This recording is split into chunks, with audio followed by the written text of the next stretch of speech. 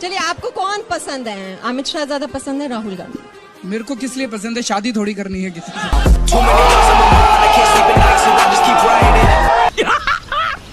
मस्त जोक मारा। जिससे काम पड़ेगा इन दिल्ली वालों के लिए, उसी के पास चला जाऊंगा।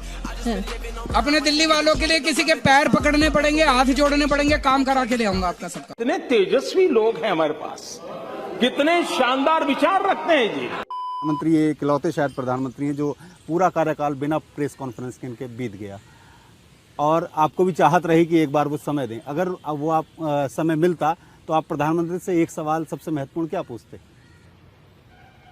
यही कि आप इतना झूठ क्यों बोलते हैं?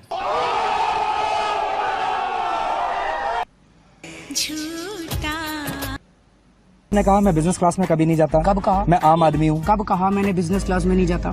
आपका बस चले ना, मेरे को सड़क पे बिठा दो।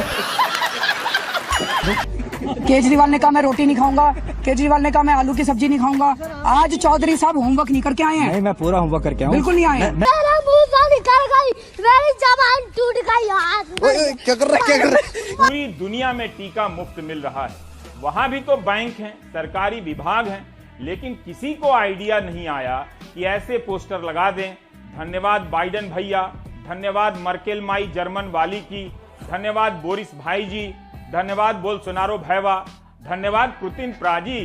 जागरूकता जरूरी है, लेकिन क्या यह जागरूकता के पोस्टर हैं? इनके बहाने विज्ञापनों पर करोड़ों खर्च करने का यह अर्थशास्त्र उस दौर में अच्छा नहीं लगता जब जनता एक एक रुपए के लिए तरस रही है। वाह मोदी जी, वाह वाह। 10 जुलाई को कांग्रेस के 10 एमएलएज अपनी पार्टी छोड़ के बीजेपी में शामिल हो गए। खत्म, बाय बाय, टाटा, गुड बाय, गया। कि फिर इलेक्शन क्यों कराते हो? आपस में पैसे ले दे के भाई पैसा हो तो क्या कुछ नहीं होता। सारे और आपस में ले दे के और बना लो सरकार। सबके सब चोर हैं साले। एनडीटीवी पे एक दिन का बैन लग जाता है, क्या कहेंगे हम? क्या बैन कैसे लग जाता है? आप नहीं थे क्या? आप लोग नहीं हैं तो जब आप रहेंगे तो कैसे बैन लग जाए? यहां खड़ा होकर न्यूज पढ़ देंगे सड़क पे। ठीक है कि पत्रकार न्यूज पढ़ेगा तो स्टूडियो में ही पढ़ेगा, कहीं पढ़ देगा, पार्क में पढ़ देगा, गाड़ी में पढ़ देगा, नहीं होगा तो बाथरूम बंद करके जैसे गाते हैं वैसे न्यूज पढ़ देंगे। इसमें क्या है? करो जो करना है करो, बैन करना है बैन करो। अभी तेरे को जो उखाड़ने का उखाड़ ले, अपन यहाँ से नहीं जाएगा। मैंने सुना था कि एक मुख्यमंत्री हैं, उन्होंने अपने लिए एक जहाज खरीदा 190 करोड़ रुपए का। मैंने लिए अपने जहाज नहीं खरीदा, मैंने दिल्ली की सारी अपनी माँ बहनों का डीटीसी बसों में किराया मुफ्त कर दिया। 150 करोड़ का खर्चा आया। बताओ क्या बुराई है? किसी भी राज्य सरकार में और किसी भी केंद्र सरकार में पैसे की कमी नहीं है, नीयत की कमी है। नीयत में खोट साफ नजर आता है। ये तो किसी चीज का जवाब नहीं देते हैं। आप इनसे सवाल पूछिए तो अक्षय कुमार से इंटरव्यू कराते हैं। आपसे कराना है? हाँ, मुझसे क्यों कराना चाहिए? तो 6 साल हो गया है ना। आप मत कहिए, नहीं तो नींद नहीं आएगी।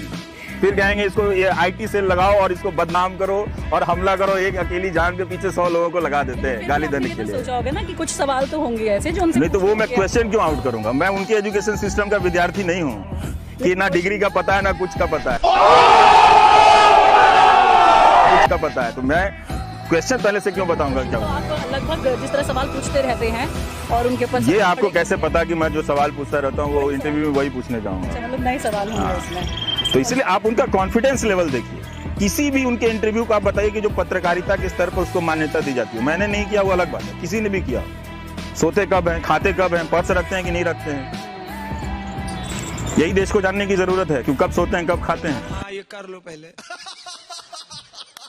ये फ्री के जो पॉपुलिस्ट बांटने की इलेक्शंस के दौरान जो ये एक आदत सी पॉलिटिकल पार्टीज में बन गई है, क्या ये लॉन्ग टर्म सस्टेनेबल है?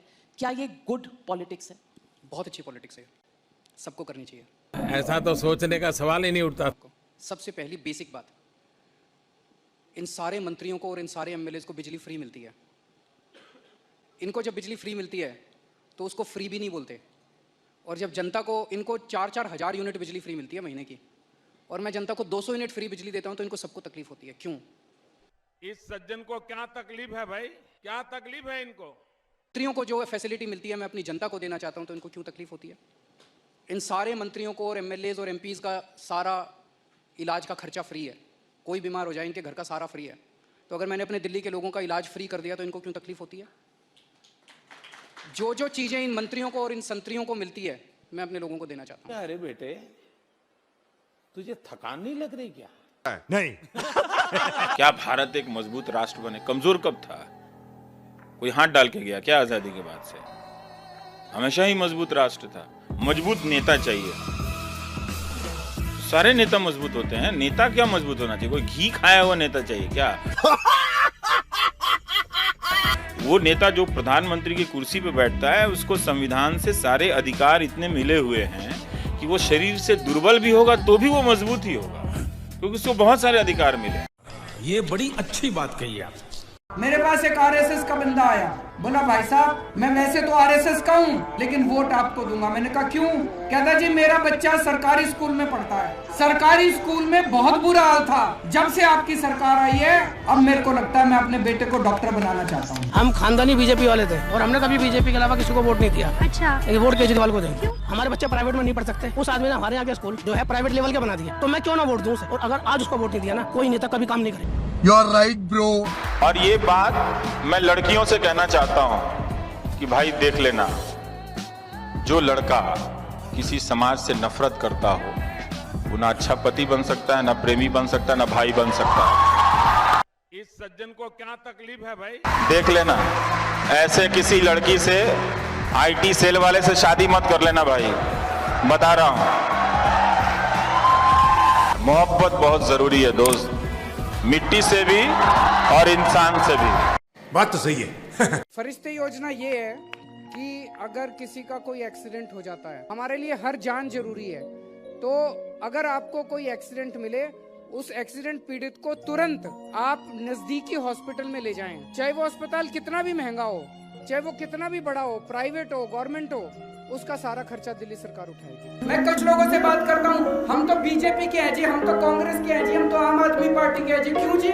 कोई कहेंगे जी हमारे बाप दादा बीजेपी के थे, हमारे बाप दादा कांग्रेस के थे। मैं ये नहीं कह रहा आप लोगों को कोई पार्टी ज्वाइन करनी चाहिए, मैं ये नहीं कह रहा सब लोगों को चुनाव लड़ने चाहिए, लेकिन इंटरेस्ट लेना चाहिए कि देश में चल क्या रहा है। एक पार्टी अगर भ्रष्टाचारी है, आपको तय करना उसको वोट देना है। एक पार्टी हिंदू मुसलमान के दंगे कराती है, आपको तय करना है वोट देना है।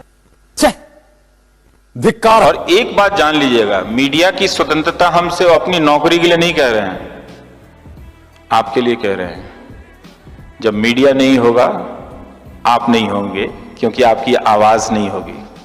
आप 4 दिन के लिए अपने कमरे में बंद कर लो घर को, बोलो नहीं।